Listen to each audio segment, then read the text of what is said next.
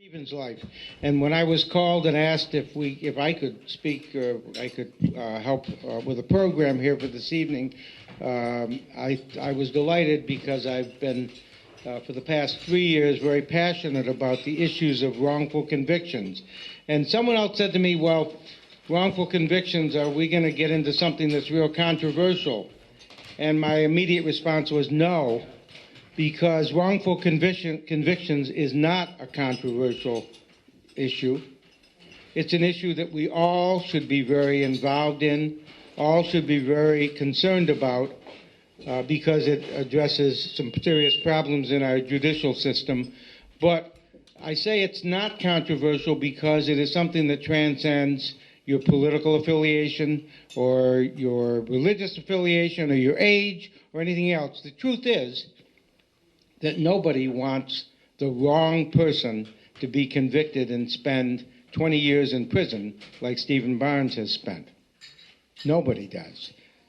Now, we all think the immediate response is that when someone is wrongfully convicted, that's a horrible thing for that person, for Stephen Barnes or Dennis Marr or the 254, I think it is, or 255 people who have been exonerated through the Innocence Project. The truth is, it's a horrible thing for all of society, and the reason is probably brought to light by a case that was an exoneration that happened only a month ago in the city of Rochester.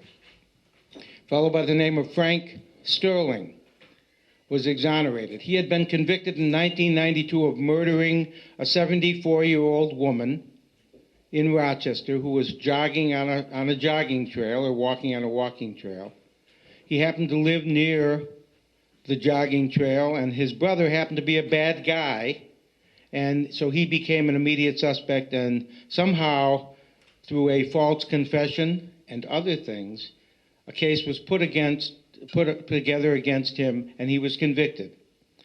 On April 28th this year, Frank Sterling was exonerated, totally exonerated, proved, not acquitted. There is a difference between exoneration and acquittal. An acquittal only means you are not proved guilty. An exoneration means you have been proved to be innocent. And DNA confirmed that Frank Sterling did not commit that murder in Rochester. Now, the horrible reality is this, that the DNA also confirmed that the person who committed that murder was in prison at the time, was in prison since 1995 for the 1994 murder of Callie Poulton, the 4-year-old girl in Rochester who was brutally murdered. And the reality is that had the police and the prosecutors gotten the right guy in 1992, Callie Poulton would be here today to listen to this. So the real truth is that the wrongful conviction is not only a horror story, and you'll hear that later tonight from Stephen, for the person who was wrongfully convicted. It's a horror story for society because the guy who committed the crime is still out there able to commit the crime. And so this is an important issue for all of us, and it's not a political issue. It's as important for prosecutors as it is for defense lawyers. It's as important for liberals as it is for conservatives. It is an important issue. So we have to ask the question, well, how do wrongful convictions occur? And the reality is, and I'm just going to talk for a few minutes before I introduce Stephen, to give you some context. The reality is that wrongful convictions occur because of certain flaws in our system. And the flaws include, what are the causes? The causes are false identifications. You get a victim of a crime, they come to court, they say, that's the man that raped me. The reality is, how many times have you been at a cocktail party and someone has walked up to you and called you by someone else's name and said, aren't you so-and-so? And you suddenly realize they've misidentified you in a casual, non-intense setting. Well, with false identifications, where crimes occur in dark alleys, under intense situations, under intense circumstances, it's very difficult to make an accurate identification. And so one of the major causes of wrongful convictions is false or wrong identifications. Part of that is due in fact to the fact that when police try to match victims with potential suspects, they do it sometimes using processes that influence the victim. In other words, they do lineups where you have a police officer who knows who the suspect in the lineup is and knows who the other guys who are just stand-ins are. And when the victim says, "I think it's number 1," and the police officer says, "Are you sure it's not number 3?" All of a sudden, well, maybe it is. And the interesting thing is that in a lot of these cases, by the time that victim gets to trial, it's not, "I think it was number 3. That's the man that raped me. That's the man." And so the reality is that the process has some flaws. Another cause, other than misidentifications, is forensics, and this is something that all of you are probably very familiar with.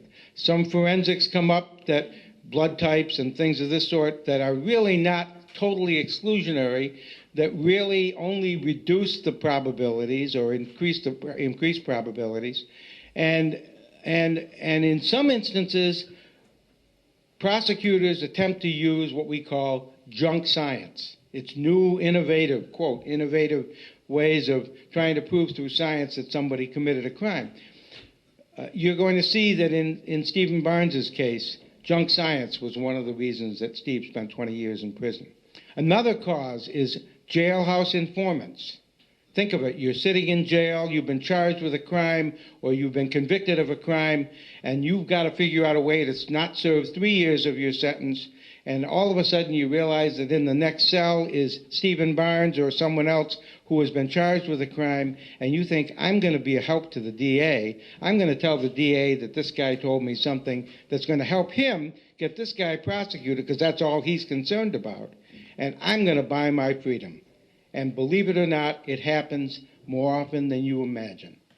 The person you'll know in Stephen's case testified in 2 different murder trials as a jailhouse snitch. Jailhouse snitches. And yet jurors listen to jailhouse snitches and they think, why would this guy lie? And they believe them. So the reality is that's another cause. Jailhouse snitches are not reliable sources of the truth. There are a number of other causes, and Steve may very well cover these. Confessions.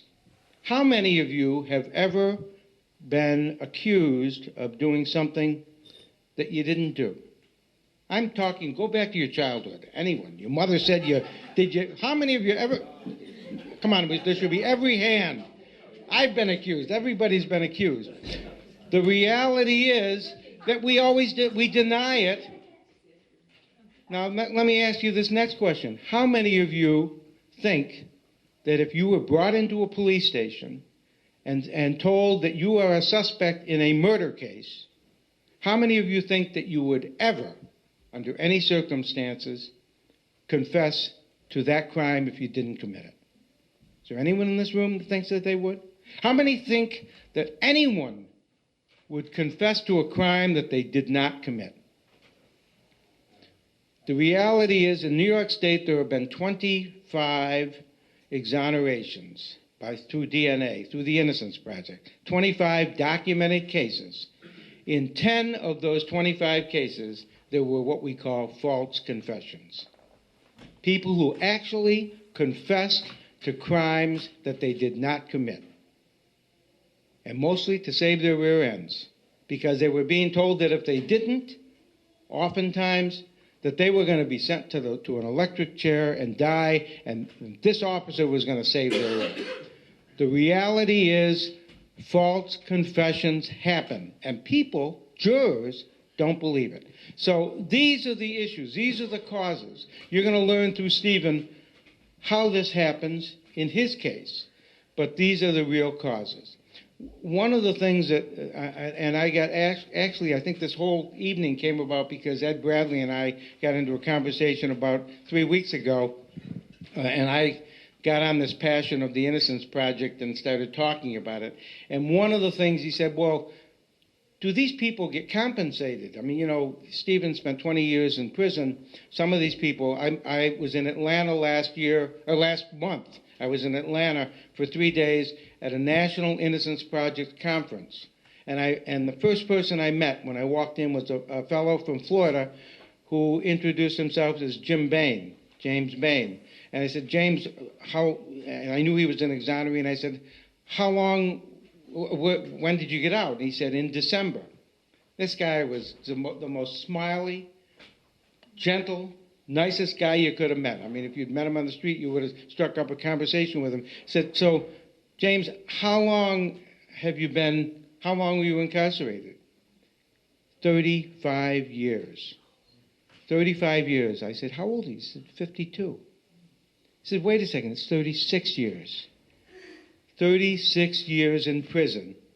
Went to prison when he was actually 17 years old. His case was on CNN last week. It is an incredible story. So these people, these are just incredible stories, and you wonder how they can survive them. Now, tonight I'm going to talk about Steve Barnes, and I would like to introduce him. But let me just give you just a 2-3 minute background on how I became involved in Stephen Barnes. In 2008, I became president of the Oneida County Bar Association.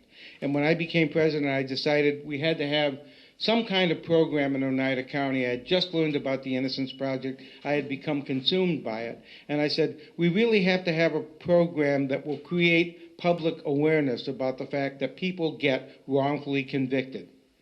And so I contacted the Innocence Project. I actually called to see if Barry Scheck would come up and speak. Barry Scheck is the founder of the Innocence Project and represented O.J. Simpson unfortunately his claim to fame, that he represented O.J. Simpson in the criminal trial on the DNA issues. They said Barry was not available, but I got an email 3 hours later saying Madeline DeLone, who is the executive director of the Innocence Project in New York, would be delighted to come up. And so she came up, and where's the newspaper I had? Right here. Okay. She came up on Law Day, which was May 1st of that year. And before she came up, I tried to get the Utica Observer-Dispatch to publicize the fact that we had Maddie DeLone coming up. Now, we were not only bringing Maddie in, but we also decided that what would make the program interesting, as tonight, is to bring an exoneree in. So we had arranged to bring Roy Brown. Roy had been convicted in Cayuga County, had spent 15 years in prison, had been released a year earlier, and Roy was going to come up and speak about his experience. I kept calling the Utica paper saying, you've got to publicize this. This is an important issue. It's an exciting issue. This is going to be an incredible program. And I couldn't get much of a response. And so finally, 2 days before, I said, look, you've got to have an article. I had sent them a press release. And so Rocco DeLuca called me and said the next day, and he said, you know, I'm finally getting to this. This is 2 days before.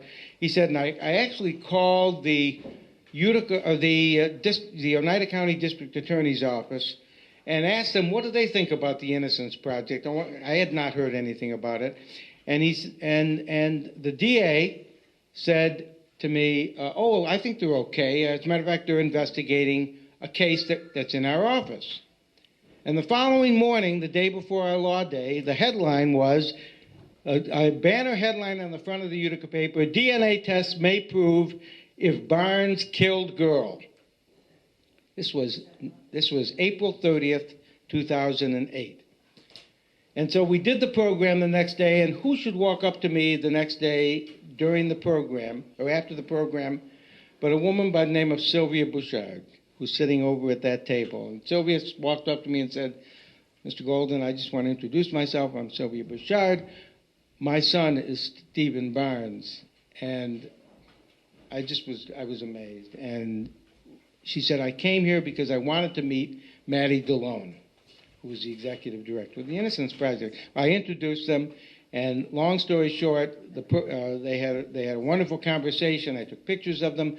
About 3 weeks later, I was approached by Bob Mortis from the Munson William Proctor Arts Institute, who said, this was such an incredible program. We really have to do this in a more diverse way. And so what we did was we arranged a 5-day program in the fall of 2008, and that was called The Art of Innocence. And in that program, we interspersed movies of the movie After Innocence and the live production of the play The Exonerated with exonerees. We brought in 3 exonerees, one who was in the movie After Innocence. We brought in the producer of After Innocence, and we did this incredible program. But what was amazing to me was that there were 6 programs. In 5 of those programs, a woman stood up during the question and answer period, a woman who I grew to know very closely, Sylvia Bouchard. And she got up and she said to the audience, I'm Sylvia Bouchard, and I want you to know what it's like to be the mother of someone who has spent the last 19 years in prison for something he had nothing to do with. And by the time Sylvia told her little 3-minute story, you would look around the room and there was not a dry eye in the room. And when the show ended, people were hovering around Sylvia as much as they were hovering around the exoneree. I came to know and love Sylvia. Sylvia is just a wonderful person, and she fought for 20 years, never celebrated a holiday, never celebrated birthdays, never celebrated Christmas, because it would not be right without Stephen. And she said to me, and she said at the end of each of those question and answer period, my hope and prayer is that Stephen will be home to spend Christmas with me this year. Now, at that point, we knew DNA was being tested. We knew the results were not yet in. We didn't know the outcome. 2 weeks after that program, the beginning of November of 2008, at 11 o'clock at night, I came home. I had an email from Maddie DeLone, executive director of the Innocence Project. Larry, call me. I have news for you. And I sent her back a quick email saying, it's 11 o'clock at night. I just got home. I will call you first thing in the morning. And 5 minutes later, my phone rang, and it was Maddie, and she said I wasn't going to wait. Stephen's coming home. And I can't tell you the feeling that I had, because I had grown so close to this situation. It was just incredible. And so I was there, and incidentally, Barry Scheck, who had not come up for our Law Day program, came up at the end of November for the exoneration or for the liberation of Stephen Barnes. And it was probably one of the most incredible days of my life. I was there when it happened. I watched the handcuffs come off his hands and wrists, and drop to the floor in a courtroom that was dead silent until that clunk hit the floor. And it was just amazing. And so I've grown to know Stephen, and Stephen and I have become good friends since then. I've grown to know him, and his is a story that has to be shared with the world, because what happened to Stephen shouldn't happen to anybody, but could happen to anybody. And so with that, I'd like to introduce Stephen Barnes.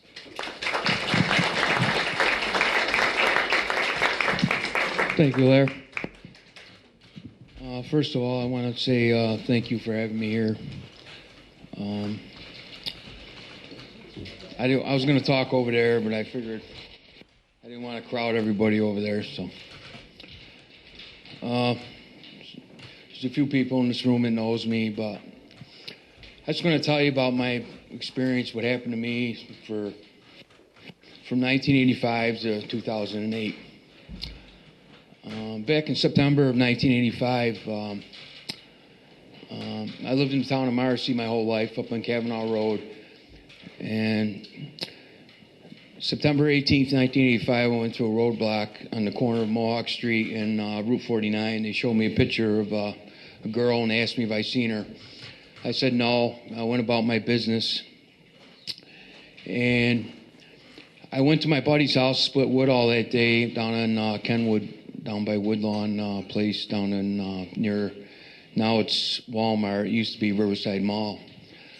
On my way home at 4 o'clock, I was going by on Route 49 past Marcy Discount Beverage, and I went by it and I wanted to get a six-pack, so I turned around and Nice and Easy, it's now a track.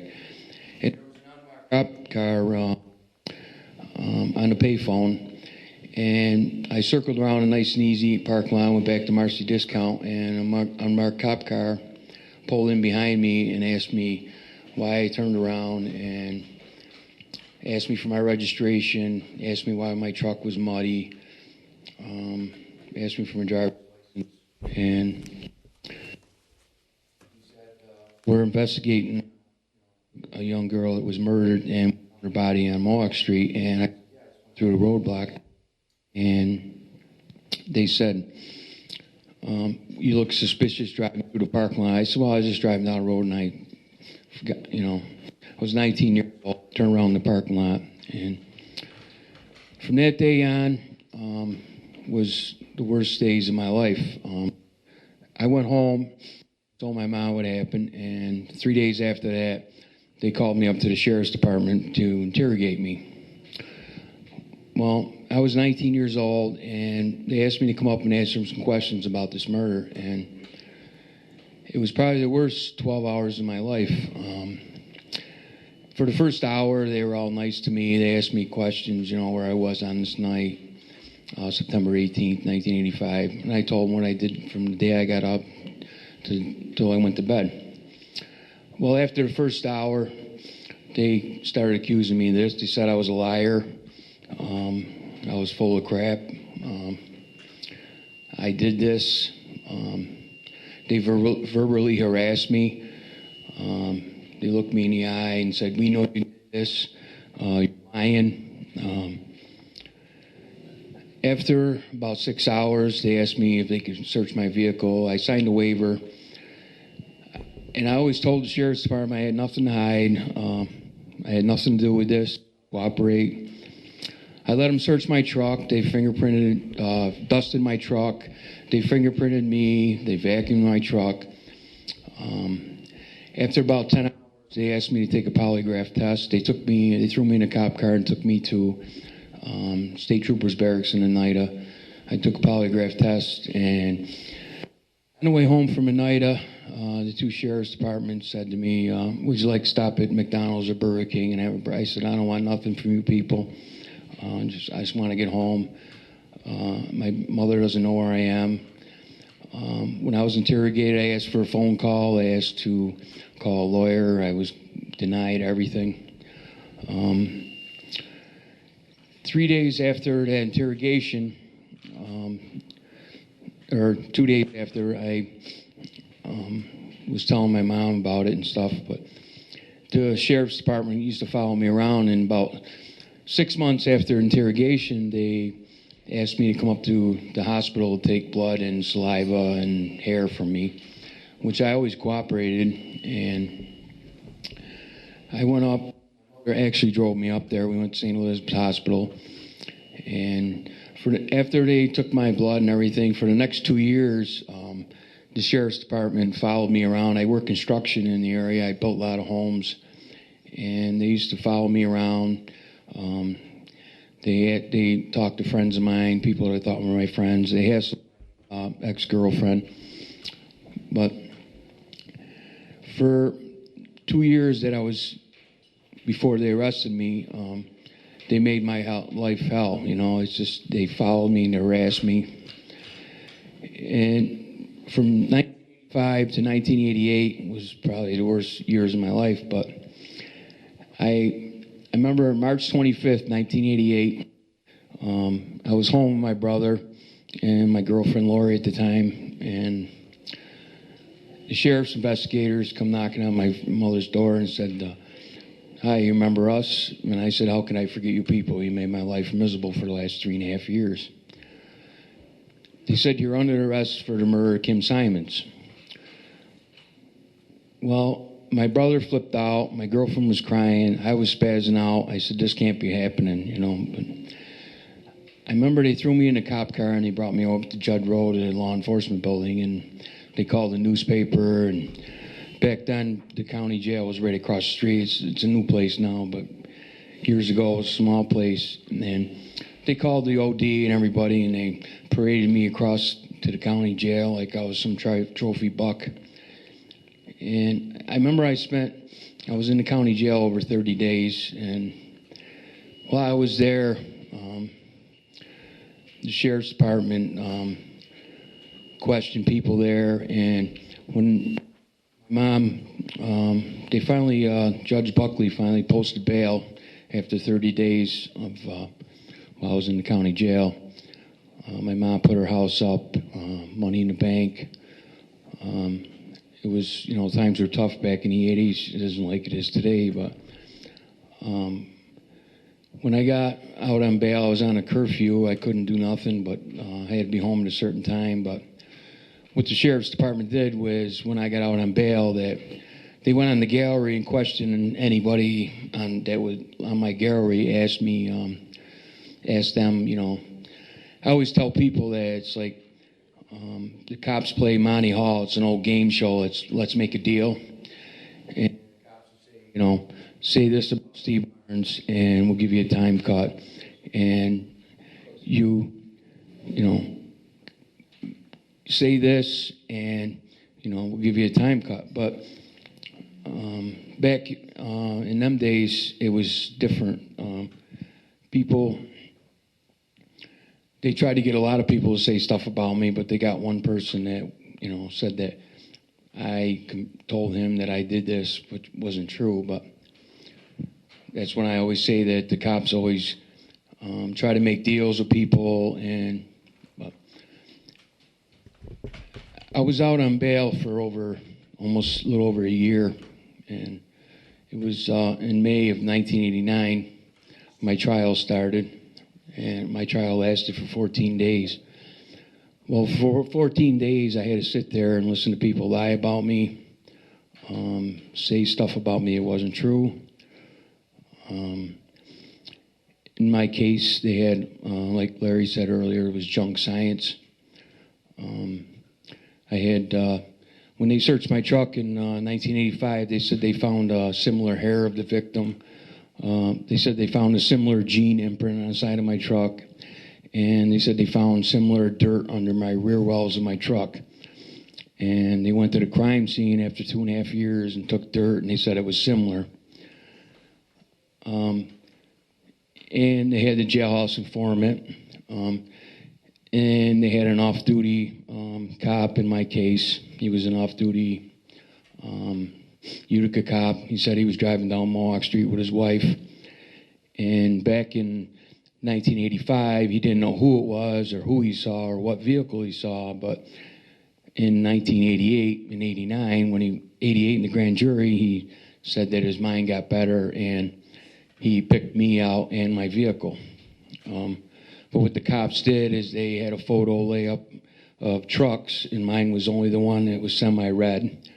And people that were in the lineup, I was the only blonde guy in the lineup, and they asked him who's the blonde guy. He said, but I was the only one in the lineup that had blonde hair, and my truck was the only one that had red. It was a red truck in the lineup. But it was an election year that year, and that off-duty cop wanted to run for undersheriff for the sheriff's department that year. They had, like I said, the junk science, the jailhouse informant. Then they had a friend of mine that I thought was a friend of mine. He said he was going on a drug bust with a cop, and he was driving down Mohawk Street, and he saw my vehicle there. The night I left my house, I went to a gas station on Route 49, and the gas station attendant said that I went down Mohawk Street, which I went down Route 49 to the bowling alley, and he later admitted he lied.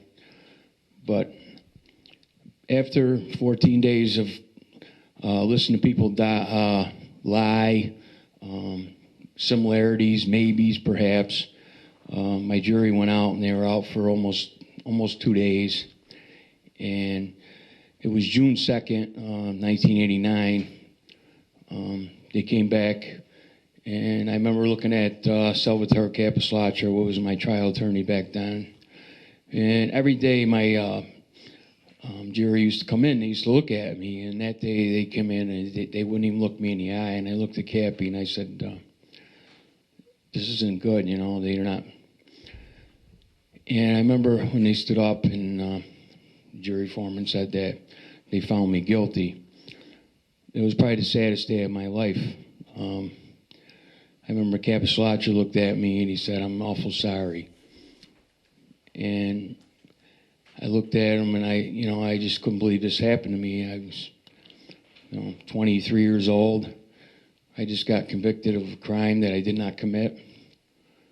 For the next 3 months, me and Cappy tried to get a retrial, postponed sentencing, but in September, they sentenced me to 25 to life. I went upstate. I was 23 years old. I'd never been in trouble in my life. I never knew what prison was about. I walked into Wendy Correctional Facility, and I was probably only there not too long, and I had a fight. But prisons, I don't know if anybody's familiar with prison, but I call it hell on earth. You're forced to live around people you hate. I figured when I first went into that prison, I would only be there a couple of years, and I said, I'll get, on appeal and stuff, but little did I realize that after my appeals and everything, it almost took me 20 years, but at that time, I never thought it would, but I remember I exhausted my appeals. Capislaccio did my appellate appeal, and Court of Appeals, they denied me entry. And then in 1991, he had a massive heart attack and died. And I remember I was watching, my mom was too, we were watching Phil Donahue. It was back in 1992, 93. Barry Scheck and Peter Neufeld founded the Innocent Project. And they had guys on the show that got exonerated through DNA. And I wrote them a long letter, so did my mom, and they agreed to take on my case. It was 94. Back then, our Congressman, our Curie right now, was the DA back then. Good thing they had the evidence. The district attorney, they was very cooperative. We agreed on a lab. Back then, my mother had to pay for the DNA testing, but after over a year and a half, my mother came to visit me one day, and I was so, I said, this is it, I'm coming home. But the way they collected evidence in the 80s that, and how they put, it was a murder rape, and they put solutions on the slide that broke down any testing for DNA. My mother came up to visit me on a Saturday and said, I got some bad news. The DNA came back inconclusive. And I had my hopes set so high that I was coming home that year. But when I dealt with the Innocent Project, there was a lady. Her name was Christine Doyle. She was a law student. She got a law degree. And she was running Amnesty International, and she agreed to help me. She was trying to put an actual innocent motion in for me. And I remember I wrote her one day, and my letter came back. And my mom sent her money and stuff, and I thought she blew me off, but that's later on I'll tell you what happened to her. But for 7 years I tried to find her, and I never found her. But my case was dormant for a long time. While I was in prison, I always kept busy. I worked out. I studied. I was a sign language interpreter for 2 years. I encountered a lot of violence. I seen guys stabbed. I seen guys, murdered. I seen guys burned up. I don't know if anybody could ever, visualize what I seen, but to this day I still have nightmares about what I seen, and The cops weren't the nicest people in the world. Prison's designed to break you down mentally and physically, but I never let it, you know what I mean? I always had support from my family, and I always stayed strong, and I always kept hope alive. When I always think of hope as alive, I always had a candle lit, in my mind, that as little as the flame got, it always stayed lit. And I said, someday I'm going to walk out of here. I had guys in prison telling me that, yeah, everybody says they're innocent, So after a while, I never, I got done. I didn't say a lot to a lot of guys that, because nobody believed you anyways. Everybody says, But through the years in prison, I watched, the population changed. I watched governors change. I watched, people change. Through the years, the prison, they dropped down. They eliminated programs. Younger people came in. They were more violent. It's just, prison's only designed for the strong and to survive. And I always stayed strong and kept to myself. And I never had a lot of friends in prison. I always called them associates. The only friends I had when I got arrested and convicted and sent upstate was my mother, my brother, and my sister. A lot of people don't realize that, all your friends, you could have your close friends, you could have friends that you've known your whole childhood life. Some of them are going to, the cops, coerce them to saying stuff, say this about Barnes, and, we can bring up past stuff and this and that. And it's, you don't have any friends when you get in trouble. It's how the system is. It's designed to put you away, but it's hard. They can indict a bologna sandwich, that's what I tell people, but you can't. To get out of prison, it's very hard. It took me all them years, but my little brother in 2006, every year the Innocent Project has a seminar, a conference in every state. And my little brother went to Boston that one year and spoke on my behalf, and the Innocent Project agreed to reopen my case. I was the 18th person in New York State to write the Innocent Project back in 1993 to take on my case. And when they agreed to take on my case again, and I remember the chaplain came, I was out in Southport, out near Elmira, and I was working for a chaplain out there, and she came to my cell. It was probably a little after 12. And anybody comes to if a chaplain comes to your cell when you're locked up, you always automatically think that somebody died. I lost a lot of all my grandparents in prison. And I remember the chaplain saying, "It's not bad news. Your mom just called, and the Innocent Project agreed to reopen your case." Well, from that day on, it was a year and a half. We found the evidence. Good, thank God, and the DA's office still had the evidence. We agreed on a lab. Me and the Innocent Project attorneys. They went. It was in Selmark down in Texas, one of the best labs in the country.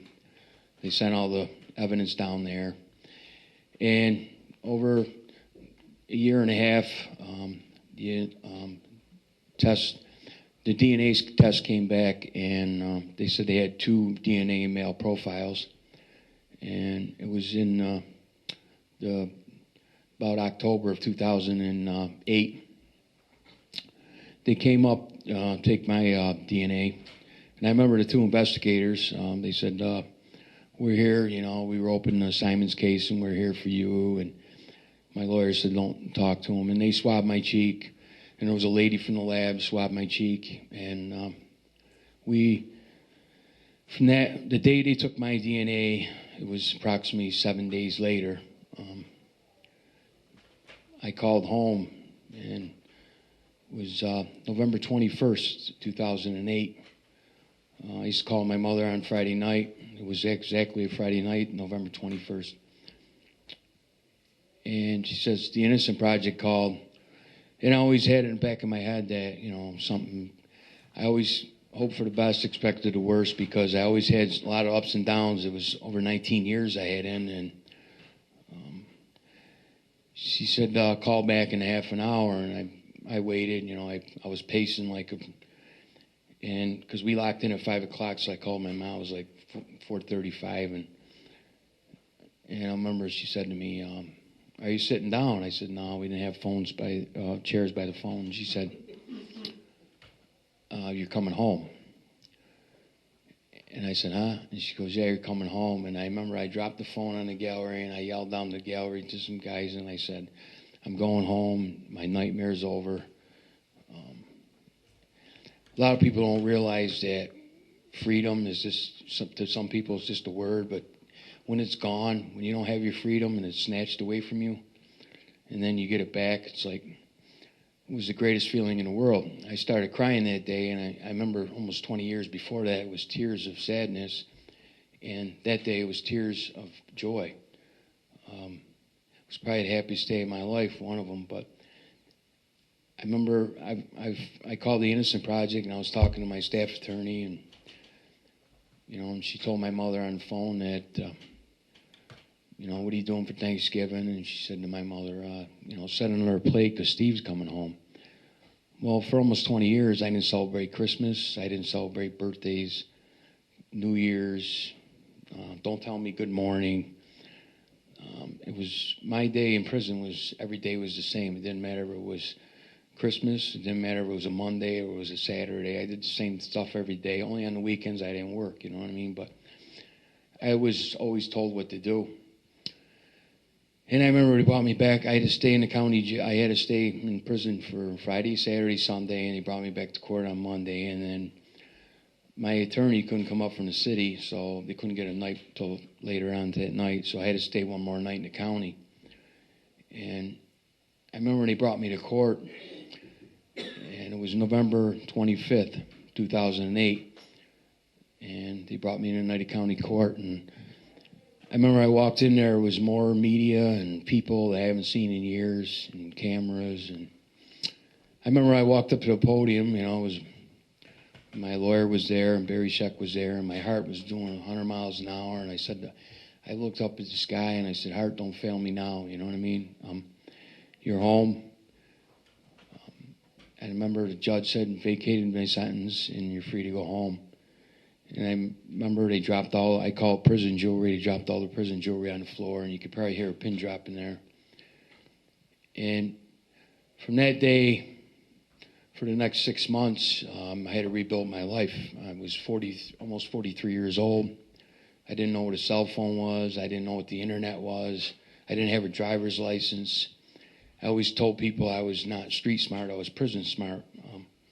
So I had to start over. I was like a 16-year-old kid.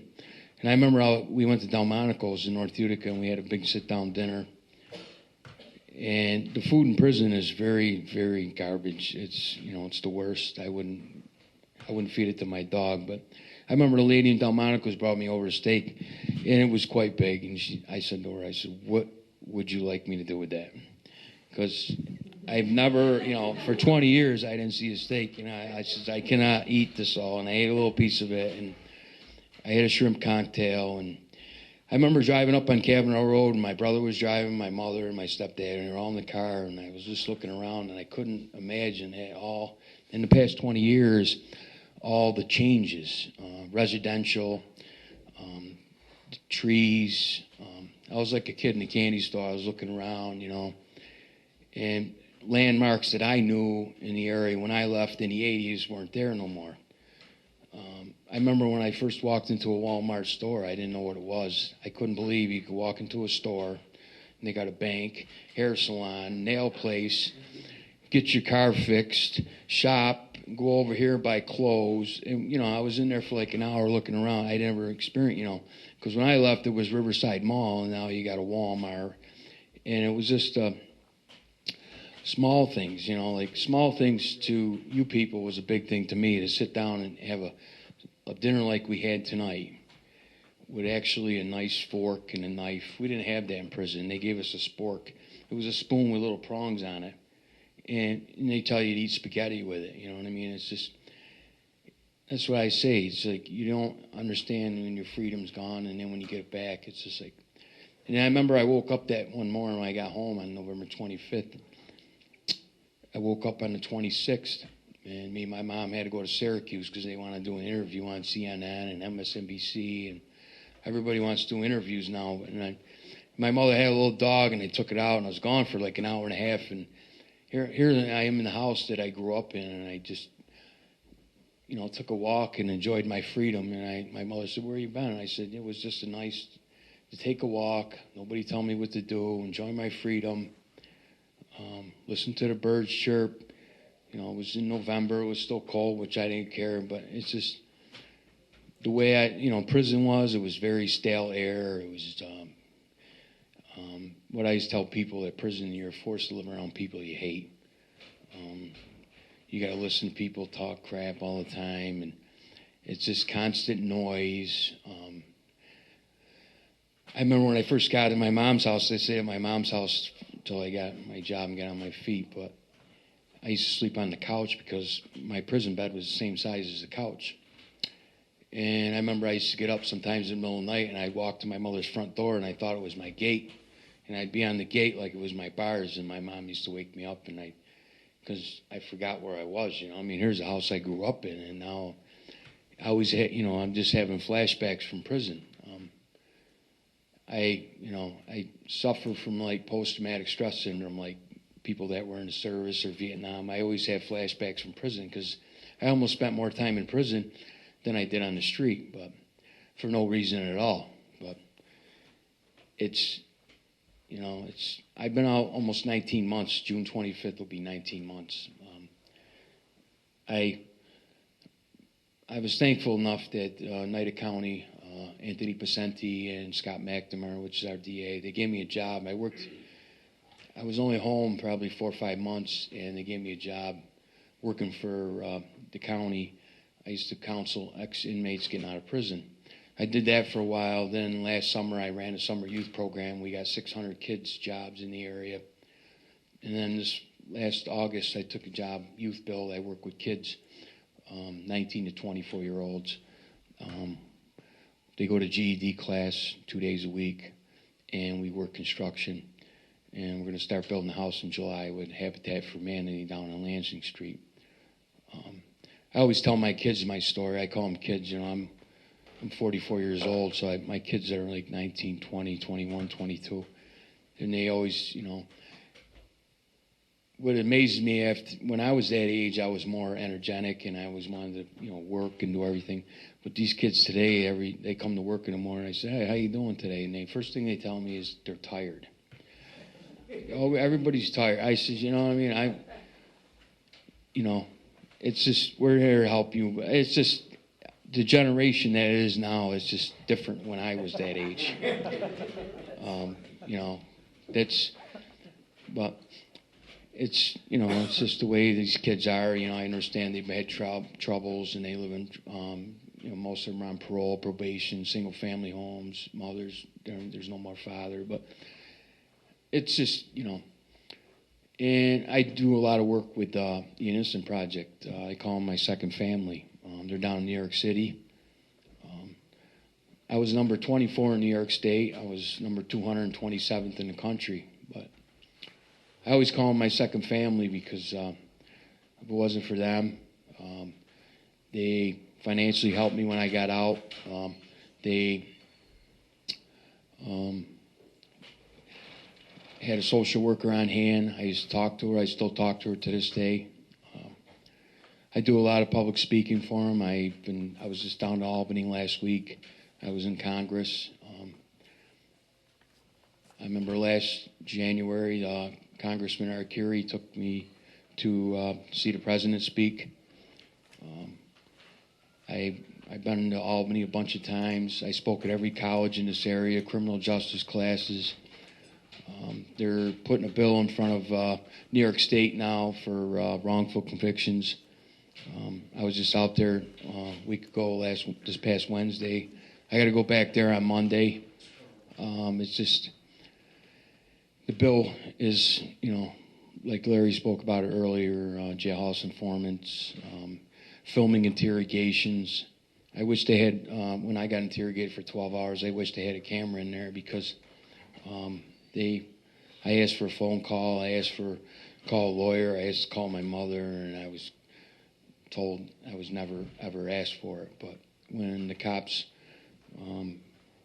people always believe the cops, but they don't believe us. But to this day, the cops that interrogated me, they're retired, and one of them lives in Florida, and one lives up here. They don't want to know nothing.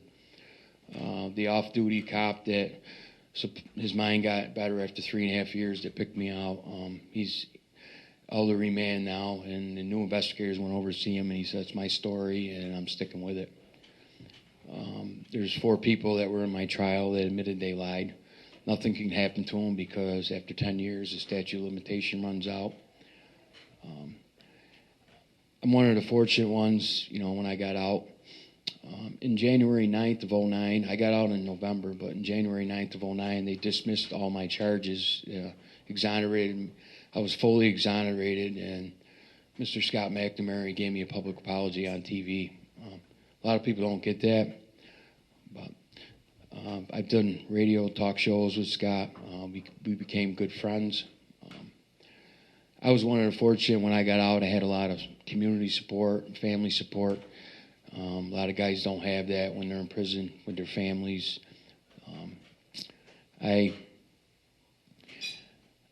What I've been through, I like to tell my story because it happens to a lot of people, more people than you people think. They got another 20-something guys out after me in the last 19 months. I was down in Atlanta. Larry was there. There was 86 of us on stage. And it was they did up all the time. It was well over 3,000 years that we did for no reason at all. It's just, that's what always people say, well, you'll get compensated. But I lost, 7 years in my 20s, every day in my 30s, and 3 years in my 40s, I got friends of mine that I haven't seen in years. They have families. They have careers. They got kids that are teenagers. I missed out on all that. I missed, the prime years of my life for no reason at all. A lot of my friends, they asked for their life. They chose the career. I didn't ask to go to prison. I got snatched up, railroaded, called a liar, and thrown in prison. And I thought I'd be home in a couple of years, but it took me almost 20 years to prove my innocence. And thank God they didn't have the death penalty, because if they had the death penalty, they probably would have executed me, and I wouldn't be here today. There's a case down in Texas, a guy, they executed him in 2004, and they just, 2008, they proved that it wasn't him. But that's why I don't believe in the death penalty. But everybody has their opinion on the death penalty. I'm not going to say everybody in prison is innocent, but there's they say approximately 6% of guys in prison are innocent, but a lot of cases, the Innocent Project they have 60 active cases per year. Only 1% of them get out because a lot of times the evidence is destroyed. It's just, in a lot of cases, it's most of the ones the Innocent Project take are DNA. A lot of guys get coerced into false confessions, jailhouse informants. That's what this whole bill is that I'm fighting in Albany for now, to bring in front of the state. But it's just the system. A lot of people, I was brought up, just believe that the system is the best. Cops are the greatest people, and somebody gets arrested, they're guilty, and they should be sent away. But that's how the jury system thinks. When they see somebody, well, they arrested this guy, so he must be guilty, and send him upstate, and that's the way people think, you know what I mean? But that's not always the case. I always try, I try to change the system. I'll never change it. It'll never be perfect, but that's why I always go to talk. The Innocent Project tries to change laws. They back us. Some states, they don't have compensation laws. New York State is one of them, but, it might take me years to even get any money. I'm thankful that I got a job with benefits, that I have medical and stuff, but a lot of guys get out of prison, they don't have none of that stuff, you know what I mean? They don't have a family. I was thankful to have all that, you know what I mean? And it's just, I've been out almost 19 months. It feels like I've been home probably 7, 8 years. I remember in prison, time never went so slow. It was because it was the same day over day over day. But on the street, say you don't like somebody, you can avoid them. But in prison, you lived around people you had beef with, and you had to deal with them every day. You had to see them, you had to hear their mouth. Out here on the street, as I say, if you don't want to talk to somebody, you just avoid them. But in prison, I always say, you're forced to live around somebody you hate, and the cops aren't the nicest people. COs come to work, they have a beef with their girlfriend or their wife, and they take it out on us. You know what I mean? I've had altercation with the COs. It's like anything else. Some of the COs are good, some are bad. Like the inmates, some are good, some are bad. But it's just the system. When I first came in the 80s, the system where there was a lot of togetherness, and now when I got out in 2008, there's what's the problem now is that the state of New York is so financially, the economy's everything messed up, so they're eliminating programs. So all these guys that are coming in, the only thing they're giving them is school, get a GED, and there's a lot of gang activity, and you got violence, and it's just, it's not getting any better. It's getting worse. I remember when I was only home a year, I went back to the prison I got released from, and me and my mom went. It was right before Christmas. It was Christmas '09. And I said to my mom when I walked out, I says, it's nice to walk out of the place and then back in it. You know what I mean? Because I lived in my cell was, I don't know if you ever, any of the guys used the men room right here. My cell was a little bit smaller than that. You know what I mean? I told people I lived in a closet for 20 years. So to this day, I always, I try to, I don't, the way I lived in prison is the way on the street it's a little different. I don't trust everybody. I go to a crowded place. I always put my back to the, like I'm talking to you, I got my back to the, nobody's behind me. You know what I mean? That's the way prison was. You always had to look over your shoulder. And I'm slowly working on that. And it's just, I'm just happy to be home and getting my life on track. And I met a lot of wonderful people. I met all you people tonight. I know a few people here tonight, but it's just, freedom's great. I always tell everybody I live each day like it's a holiday. I always walk around with a smile on my face. My day starts at 4. I worked out in prison all them years, and I still work out. I get up at 4 in the morning. I go to the gym for 2 hours. I go home and get ready. I go up, check on my mom, and then I go to work. My office is right on Elizabeth Street. I look out my office window, and I look at the United County Courthouse. That's where I got out.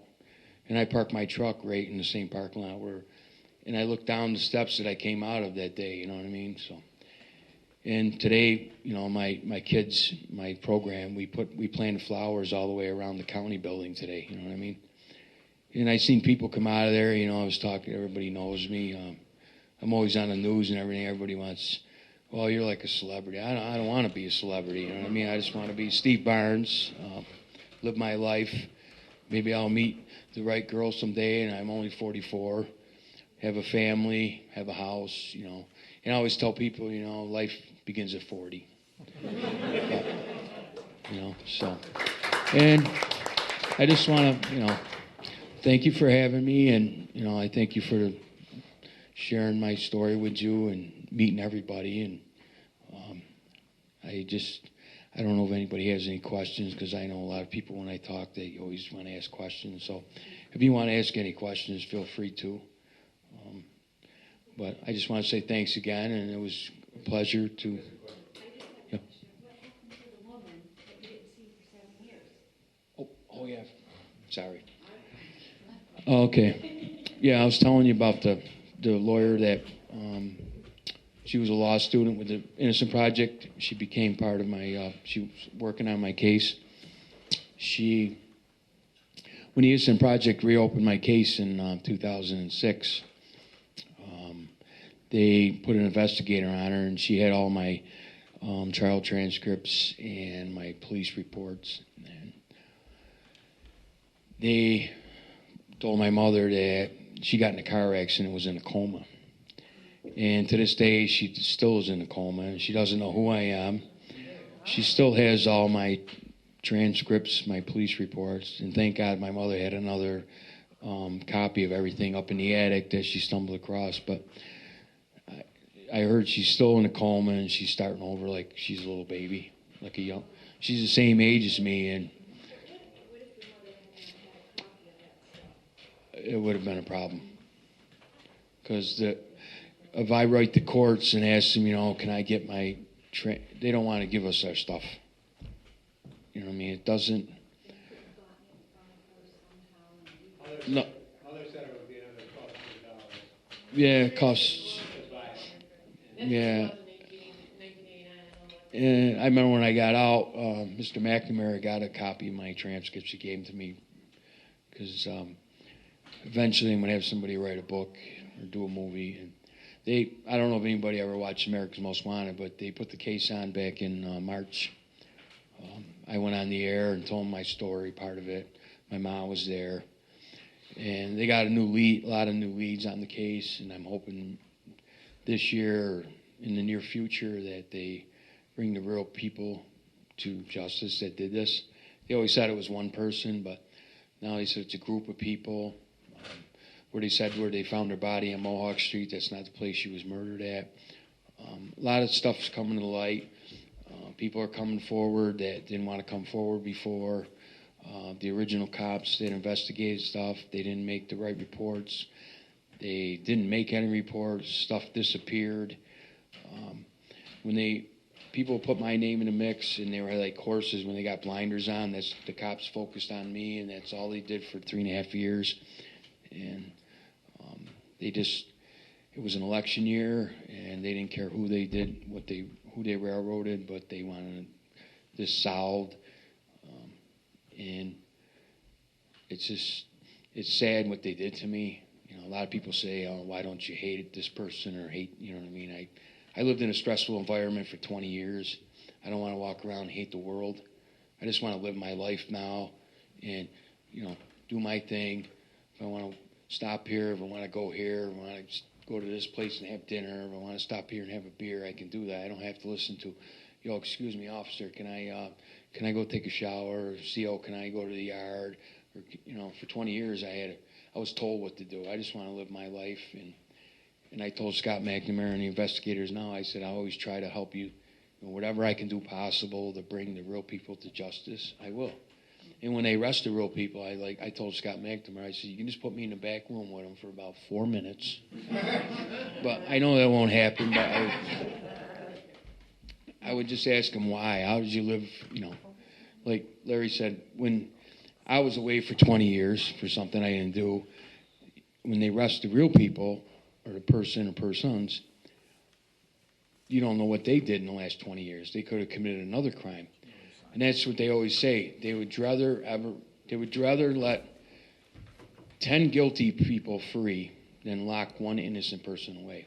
Because when one innocent person's locked up and the real person's out and they're doing more crimes, you don't know how many a person could have committed 2 more crimes, 3 more crimes. And that's what's the bad thing about it, about wrongful convictions. I mean, it's just there's guys in other states that were police officers. The system doesn't care who you are or what your career is. I was in prison with guys that were lawyers, doctors, paramedics. Jail don't care who you are or what your career is. They just some of these small counties and towns, they want convictions. They don't care who takes the fall for it. They don't care. And what happens to a lot of these people, they don't have the money to fight for their innocence.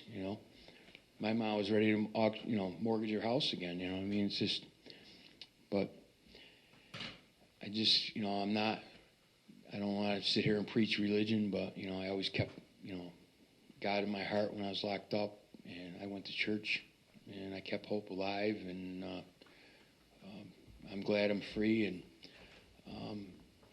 I just love my freedom, and I just want to say thank you again,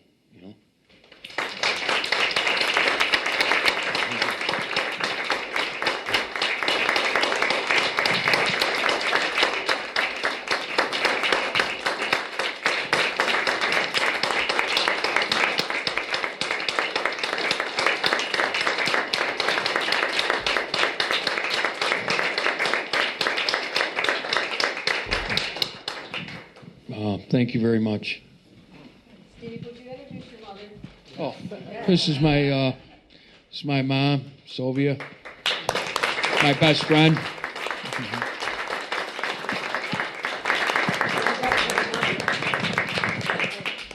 Thank you very much for inviting Steve and I here tonight. It's a real honor to be with you. I just want to let everyone know I have never been ashamed of my son. He might have been in maximum security prison. I was never ashamed of him. I'm ashamed of our judicial system that let this happen, and they did let it happen.